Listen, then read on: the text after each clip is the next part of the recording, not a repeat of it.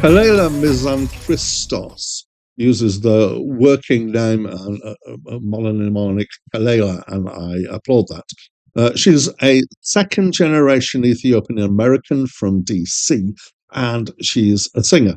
In college, she started singing in jazz cafes and then joined a rock band and then did some progressive metal.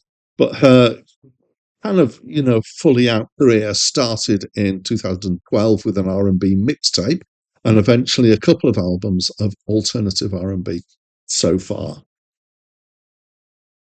Hi, my name's Dan. This is a review of the album Take Me Apart by Kelela, which was released in 2017 and was her first studio album, and it's my first time listening to it. And this has been described by better people than me as alternative R&B. I'm not going to disagree with that. 2 albums ago, I reviewed a Blood Orange album, and that was alternative R&B. I was not a huge fan of that. I've done a few other alt R&Bs, and I've had mixed responses. This one, I like. So let's try and dig into why. And as I do that, there will be more description that comes through here. So musically, I have no hesitation in saying that this is R&B. It's quite a spacious, reverby version of R&B. It kind of feels like this is to mainstream R&B what dark chocolate is to white chocolate. It's the same thing really, but it's just got this inherent rich. Yeah, I like dark chocolate. You can tell here, richness to it and difference to it. There's quite a bit of use of trap-like drum patterns, so that's where the kind of really usually hi-hat, complex and fast. I can't really do an impression of it.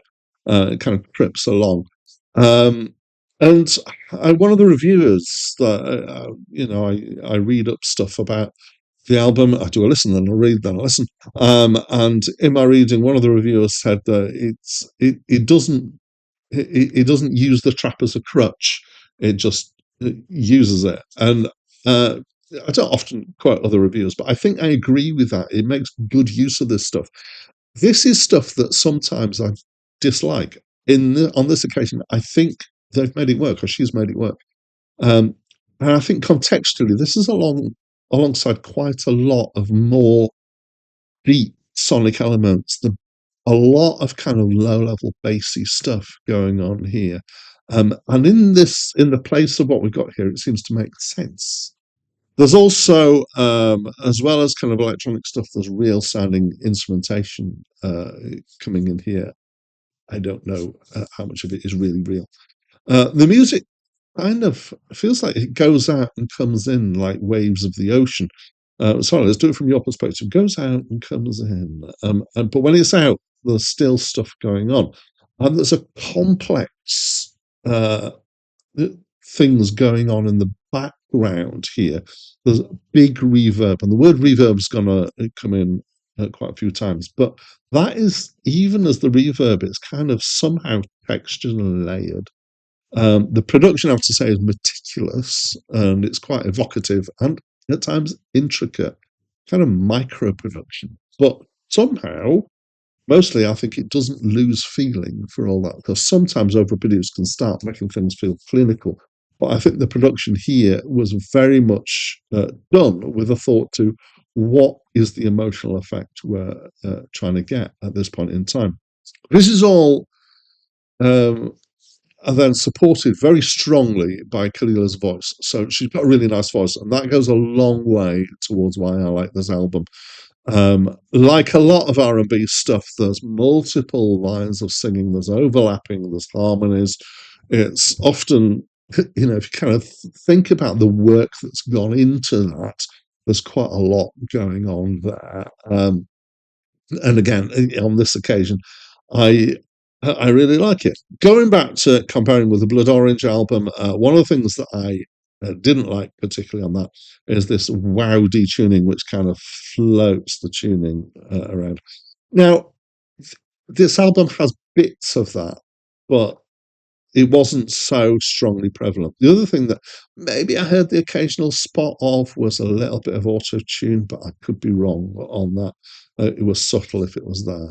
This album's got grooves that I can appreciate and that I liked. The thing that really sells it to me, though, is the vocal performance, which is beautiful. And it's also decently heartfelt, I would say. I'm not sure I would say that it's got soul, but it definitely has heart. So the more I heard of it, the more impressed I became with this album, and I'm almost going to suggest that we're moving towards something that might be progressive R&B. We've got a lot going on here, and I heard shades of other kind of more experimental stuff in other genres. Kate Bush, everybody refers to Kate Bush as soon as you get something that's slightly off the wall and it's a woman singing. Julia Holter, potentially, and there's Laurie Anderson from kind of way back. There's just this the way some of the samples are used and it's put together, and with the meticulous production, Peter Gabriel, particularly from his album, which is a phenomenally good album.